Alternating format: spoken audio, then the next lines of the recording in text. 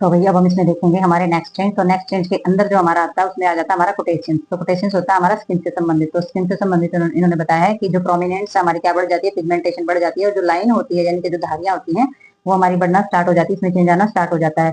Next हमारा uterine shape. तो जो यूट्रस होती है उसकी जो शेप होती है वो चेंज हो जाती है। कैसी हो जाती है? स्लाइडर यानी कि 36वें हफ्ते तक जो बेलन आकार होता है उससे गोल होना स्टार्ट हो जाती है।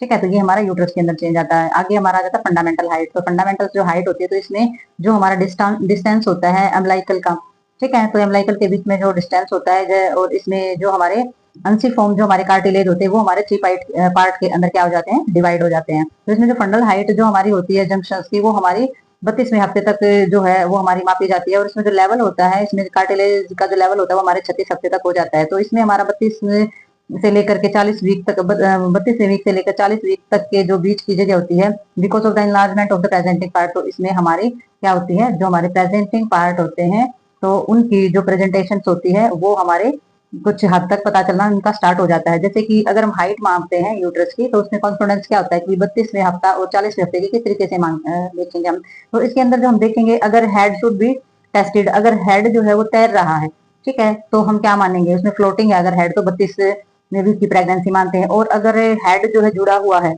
ठीक है, तो हेड जो है यानी कि सर जो है अगर अरेंज है तो वो हमारे 40वें हफ्ते की प्रेगनेंसी मानी जाती है। तो इसमें मेन जो लिखा हुआ है फंडल हाइट, तो इसमें यही बताया है कि अगर सिर हमारा तैर रहा हो, तैरता हुआ दिखाई देता, अलग दिखाई देता है तो थोड़ा सा, तो इसमें हमारे 32 वीक्स की प्रेगनेंसी मानी जाती है। और अगर जुड़ा हुआ है सर तो हमारे 40वें हफ्ते तक की प्रेगनेंसी मानी जाती है। तो ये फंडामेंटल हाइट होते हैं, जो बहुत ज्यादा एक्सपीरियंस होता है तब पता चलता है इन चीजों का।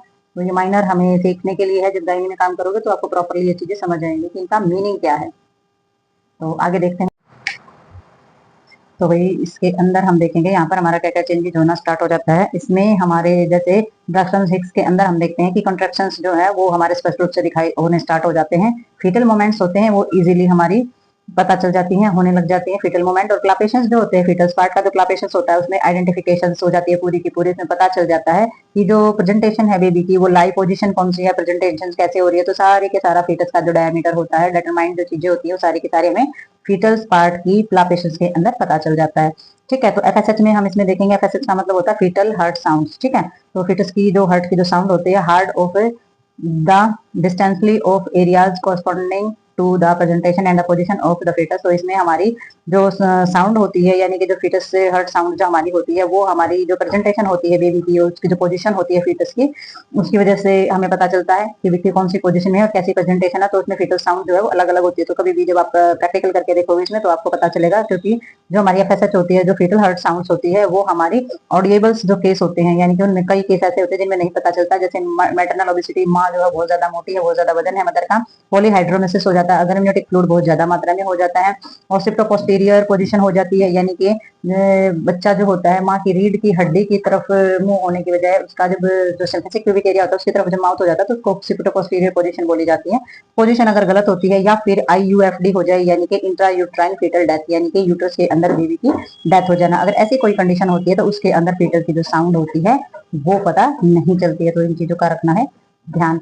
तो इसमें हमारे अगर सोनोग्राफी अगर कराते हैं तो सोनोग्राफी के अंदर क्या होता है, सोनोग्राफी में हमारी जितनी भी चीजें होती है यानी कि जितने भी हमारे टेस्ट कराए जाते हैं, तो इसमें गैस्ट्रोइंटेस्टाइनल एज का जो एस्टिमेशन होता है, जैसे कि बीपीटीएचसी ऐसी, इनके बारे में हम पहले पढ़ चुके, सारे के सारे हमारे टेस्ट होते हैं। तो इसमें क्या होता है, less accurate fetal growth assessment can be the made provided accurate dating scan has been done in first और सेकंड ट्राइमेस्टर। तो इन्होंने बताया है कि फर्स्ट और सेकंड ट्राइमेस्टर जब हमारा कंप्लीट होता है तो उसमें हमें क्या एक्यूरेट मिलता है, इसमें जो फीटल्स की साउंड्स होती है वो, फीटल की जो एज होती है वो तो हमें एक्यूरेट पता नहीं चलती, लेकिन फीटल की जो ग्रोथ का जो असेसमेंट होता है वो हमें एक्यूरेट पता चल सकता है।